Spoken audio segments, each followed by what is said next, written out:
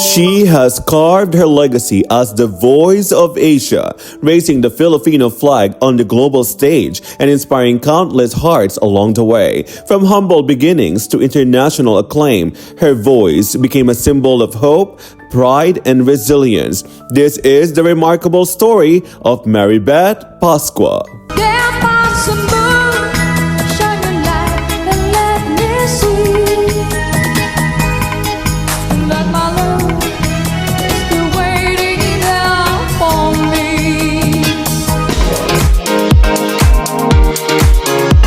She's named as the Voice of Asia after winning a competition representing the Philippines in 1991, and also definitely made a global remark not only in our country but in many other Asian countries as well. Folks, this is John Saavedra and you're watching The Unlimited. Next to me is the Voice of Asia herself. Ladies and gentlemen, let's welcome Ms. Maribeth Pascua. John, how are you? I'm good. Thank you for having me here. But go ahead and greet everyone. Hi, everyone. It's a good day, so it's also nice to be with John today. Thank you for having me, Ate, and for accommodating me for my request. As I mentioned, Maribeth Pascua, as you know, the Voice of Asia, but she's also one of the individuals I look up to in the Filipino-American community here in Arizona. Ate, take us back to that early childhood of yours when you started understanding the passion of music. Okay, I was 6 years old when I started singing. Actually started in the church.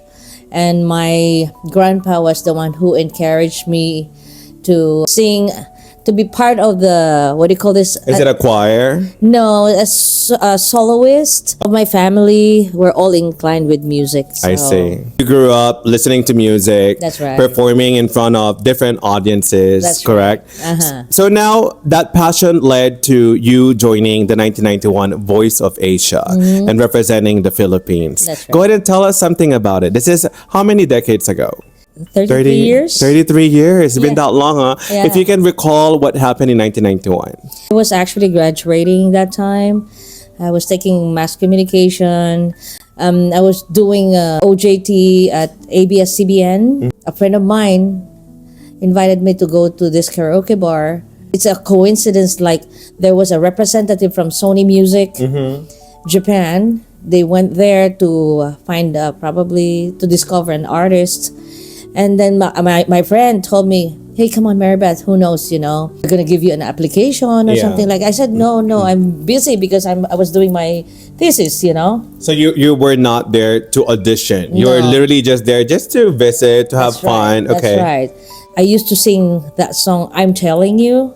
Oh, that's one of your pieces that I usually hear. This is kind of like a national anthem. Yes, for me. yes. So when the Sony Music representative saw me and heard the way I sang, they told me, why don't you apply the Voice of Asia, you know. This is the first major project of Sony Music Japan.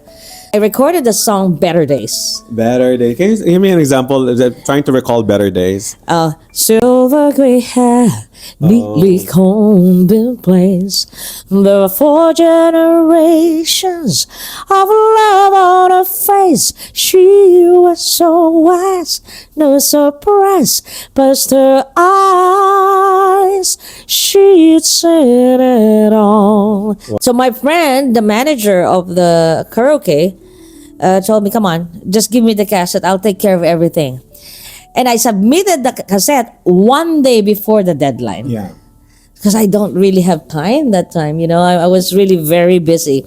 So 2 weeks after, I received a telegram that I was qualified from 1,500 applicants. Wow. Okay. 1,500 went to 500, and then 500 to 100, and then 100 to 13.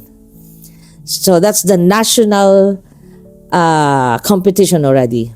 So I even competed with names like the OPM people in the Philippines, Bricks Ferraris from South Border, Fatima Gulmadico, Mon David. These are all OPM people. All these famous OPM classics, correct? I'm the only one who was the amateur and the competition. So Do you believe that opportunity was destined for you? Because you were not there to audition. You were Exactly. there. I mean, there's a lot of people, even today, right, in the music industry, you Right. see hundreds, if not hundreds, thousands of people auditioning to get a spot in the industry. Right, right. And you happen to be there. Do you feel that it meant to be yours at that time? actually, no, still no. You just tried your luck, right? You sang the song, you recorded on the tape, and then they're gonna call you. They call you. If not, were you hoping that it was you, or you just wanted to go through the process and just experience it? Just for experience. And believe it or not, I also joined Bagong Kampiyon. I only got like just for 1 week qualified. So At that time, ate, in 1991, you were probably in your maybe 20s, early 20s, I'm assuming, or maybe 21. teens. What was your level of confidence about your passion in singing? Do you feel that you really have what it takes to be one of the stars in Asia at that time? Have you realized that yet? I never dream about it. Nothing at all. It's totally unexpected, you know. Because I dreamt of being a newscaster, not Yeah, it's because you were a communication major, Yeah. correct? That's right. So But out of thousands down to 500 and 100, and you were selected. yes, first place on the national competition. Yeah. And so I represented the country. I mean, Philippines. We did the grand finals in Hong Kong. That was 1991. And that was, I remember, November 18. I can't forget that because November 18 is my mom and dad's anniversary. So that was a real big gift for them, you know, because I won the grand finals. You won the grand finals, and nakakilabot ate because I didn't even, of course, I didn't even expect that I'm gonna win because during the competition itself, I forgot 4 lines of my songs. So I sang "I Don't Wanna Cry" by Mariah Carey. Yeah. So there's this part. It should be like, "I don't wanna cry, nothing in the world could take us back Yeah. to where we used to be." That's supposed to be the lyrics, but I forgot the lyrics. they probably did not know that because you were that good that sometimes they won't go to that technical. So what I didn't stop, but I just sang, "I don't wanna cry, I don't wanna cry, I just made some ad So libs, you you know. prolong the lyrics because all- you forgot the actual That's words. one word. I don't wanna cry. I don't wanna. Could be that because you delivered it from the heart and from the best that you can. And of course, she won the grand prize. She was named the Voice of Asia in 1991. And until now, we call you the Voice of Asia after 35 years. One of the biggest pride in the Philippines for bringing that, you know, that title to our country. Yes. Okay. So after I won, I signed a contract with Sony Music, Japan. Among the prizes, 2 weeks trip to Japan, and 1 million yen, and some Sony products. So that all started my career. I went to Japan. It's a blessing.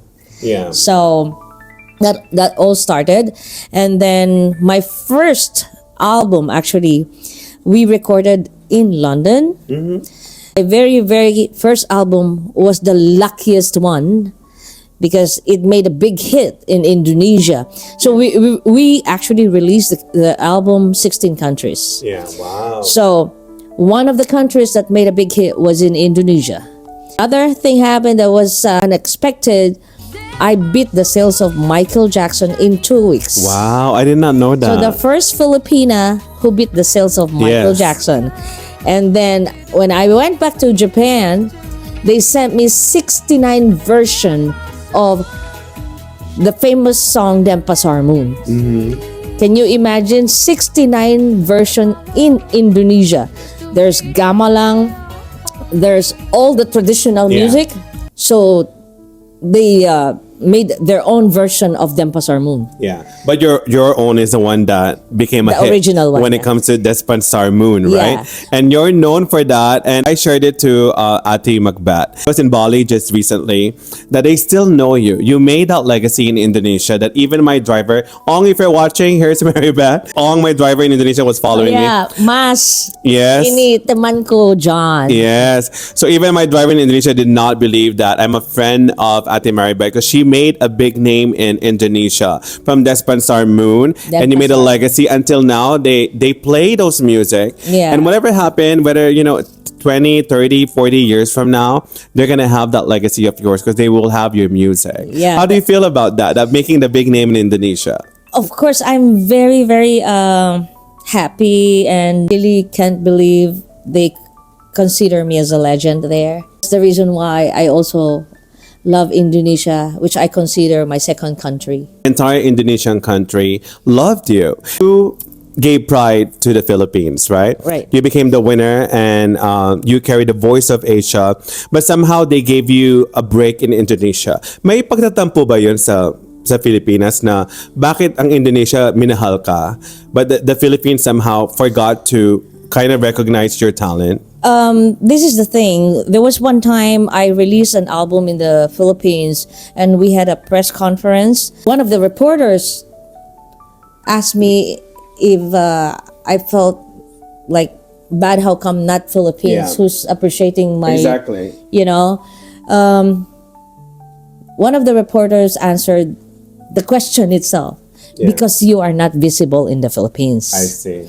Do you feel, Ate, that it's a problem in the music industry in the Philippines where sometimes that we overlook the actual talent, that they have to go to different country to be recognized, to hone their skills in music, just like Sofronio, who just won The Voice, That's right? He made a title and he was not rejected, but he was let go by a lot of network in the Philippines. He did not win any title in Yeah. the Philippines. He was ignored for the longest time. He's been trying He to joined audition.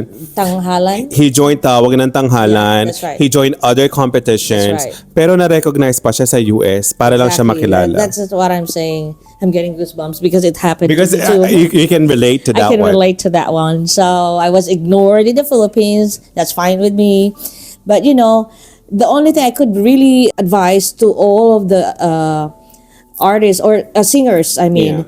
who's aiming to become a star, keep on trying, So I've been there. My life before was really like the Beatles, I can go out without the security guard. Yeah. At least I have minimum of 6 security guards in my back all the That's time. still a lot. 6 security guards. I know. But still, the crowd. Yeah. And I experienced that. I was running, Yeah. and the fans were running after me just to touch my hands, anything. Just understand, because as normal citizens here in Arizona, make us understand how it felt when you were at that peak of your career, where everyone is trying to touch you, trying to just get, just to get a little bit closer to you, because for them that's already big, being next to the star. Of course, for me, I was kind of like overwhelmed too. Yeah, because sometimes I feel happy, sometimes I feel lonely. Go for happy first, because everybody The knows support. me. I am very touched when a fan just touch me and cry, Yeah. just to touch me.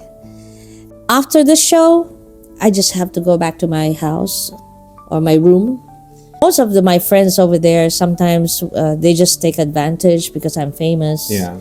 You And you know? don't know if are they They're my real, friends yeah. because I'm famous, Exactly. or sometimes are they Yeah. just here because I'm known right now, or are they Yeah. really here because they love me? That's why I don't blame those people, famous artists, That ends up who- having a lot of emotional issues later exactly on. trying to kill themselves. Yeah. Been there. It's because I was Do lonely. you feel, Athena, somehow the fame took a lot from you, that you kind of question who you were back then because you don't even know? 'Cause were you existing because you wanted to satisfy the public because this is what they wanted to see you? They know Maribeth as this, and you always have to portray the role of a celebrity, that you kind of forgot the person you are inside? As they say, trabaho lang. Yeah. It's just work. It's part of the job that you have to show, even though my back and emotionally, don't show it. Yeah. I never show that. I think that's a common issue to a lot of celebrities. But it's hard, but Yeah. trabaho lang But talaga. sometimes a lot of people don't understand that even celebrities are humans too. Right. Now they feel the same way when they're in pain, that they go through sadness as well, just like us, right? There's no difference.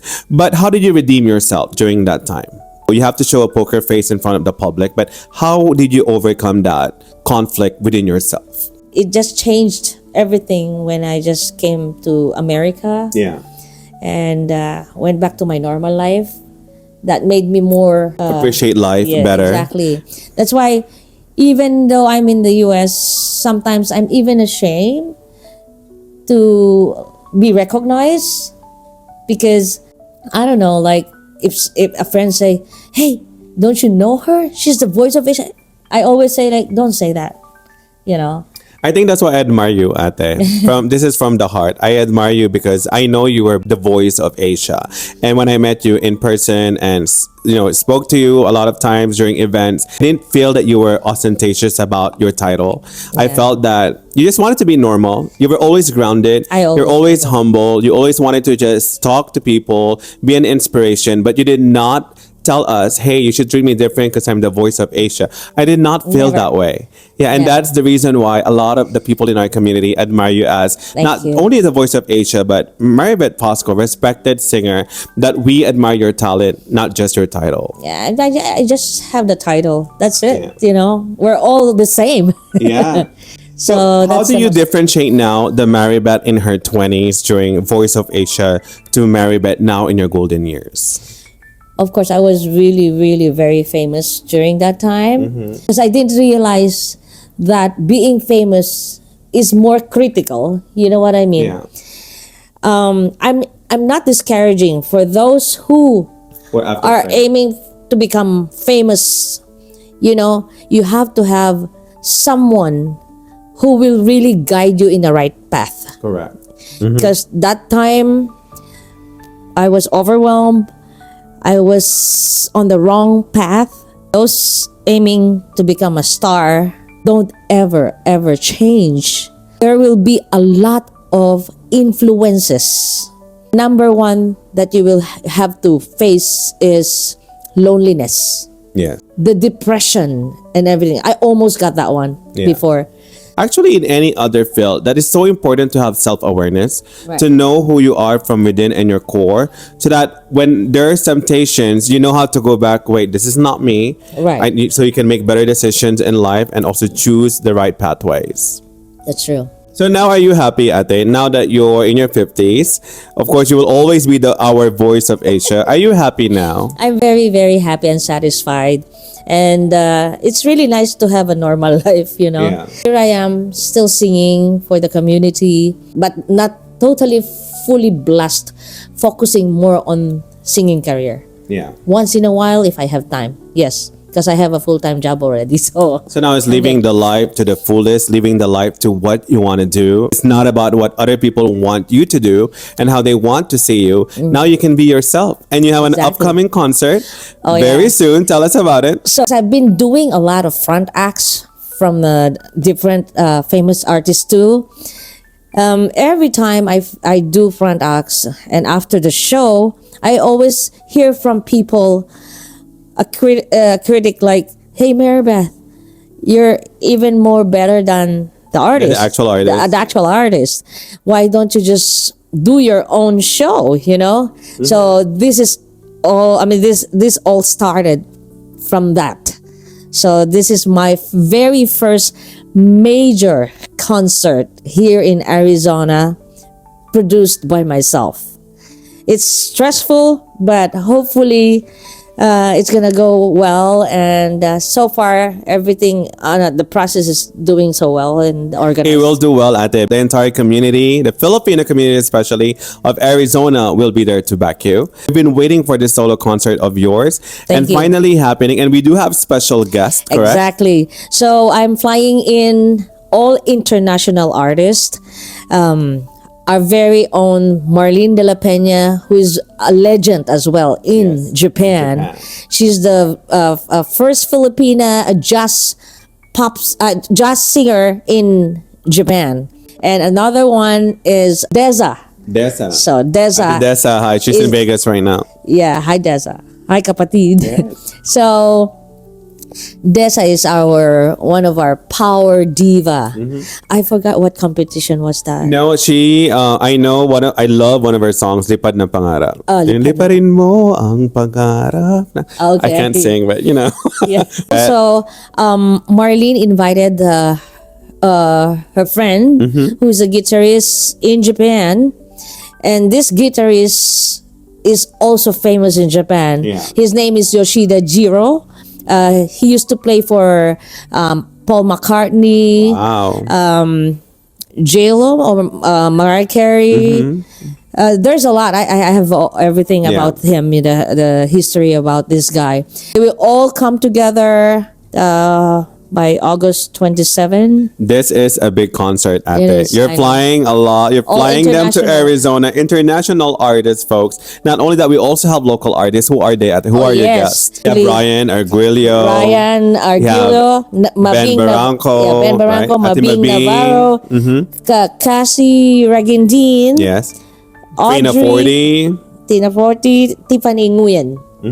So these are the artists local, and I'm very glad that they're helping me out. Yes. You know, Where can they get their tickets? you can get the tickets only just from me.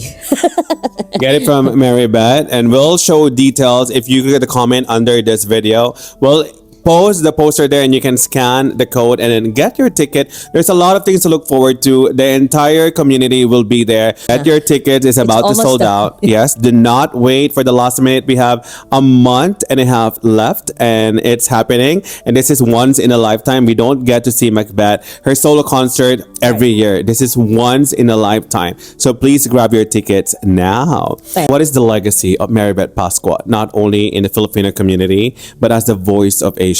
What is your legacy? Learn where you came from.